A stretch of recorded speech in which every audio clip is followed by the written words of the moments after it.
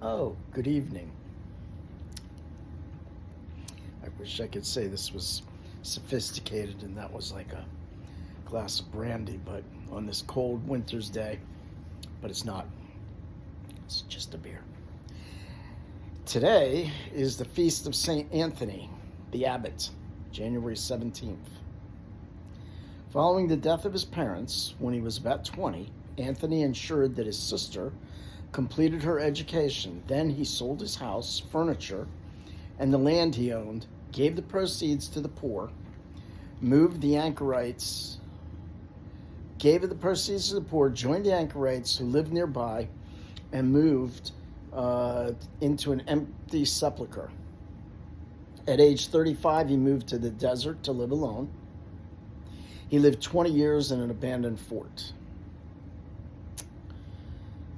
He was the father of Western monasticism. Anthony barricaded the place for solitude, but admirers and would-be students broke in. He miraculously healed people and agreed to be the spiritual counselor of others. His recommendations was to base life on the gospel.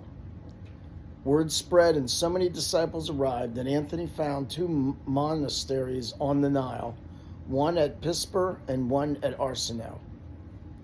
Many of those who lived near him supported themselves by making baskets and brushes, and from that came his patronage of those trades.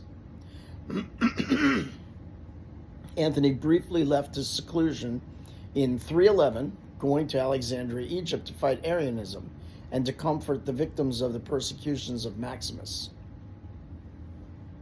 At some point in his life, he met with his sister again. She too had withdrawn from the world and directed a community of nuns. Anthony retired to the desert, living in a cave on Mount Colzim. Descriptions paint him as uniformly modest and courteous. His example led many to take up the monastic life and follow his way. Late in life, Anthony became a close friend of St. Paul the Hermit, and he buried the aged anchorite, leading to his patronage of gravediggers. His biography was written by his friend, St. Athanasius of Alexandria.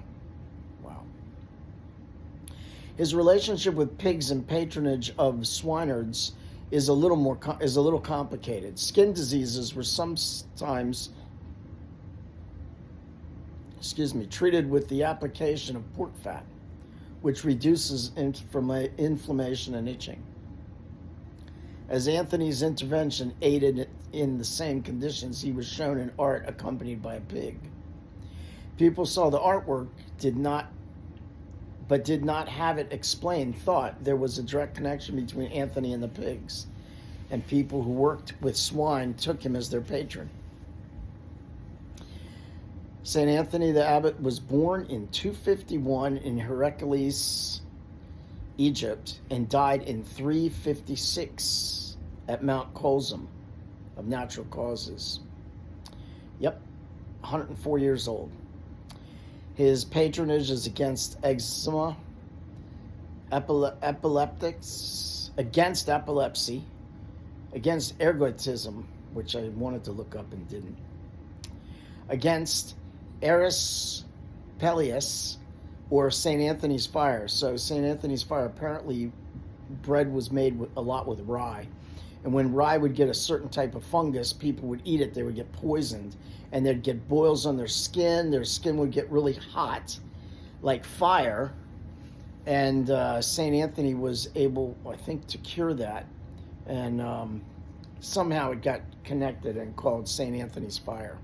This was almost as bad as the plague in those days. It took 20 or 40,000 deaths of that erysipelas poisoning, or rye poisoning. He's also the patron against pestilence, against skin disease, against skin rashes. This time of year I have kind of dry skin, so this is probably a good patron for me. Amputees, anchorites, animals, basket makers, basket weavers, brush makers, butchers, cemetery workers, domestic animals, farmers, gravediggers, graveyards, hermits, hogs, pigs, swines, monks. Relief from pestilence, swineherds, hospitaliers. St. Anthony the Abbot.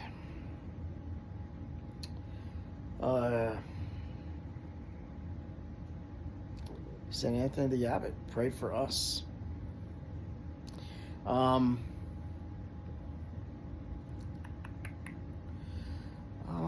will make 2 videos about St. Anthony. We got a couple of anecdotes about him from the life of St. Anthony and from the life of St. Anthony written by St. Athanasius.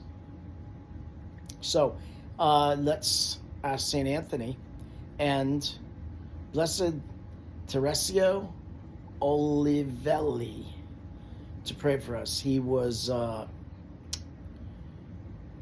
Olivelli was lived during the early 1926, 1934, 38 were particular days. So he lived during the First World Wars. No. Anyway, well, we'll read about him. So St. Anthony, pray for us. Blessed Teresio Olivelli, pray for us. All the saints pray for us. Please pray for the souls in purgatory.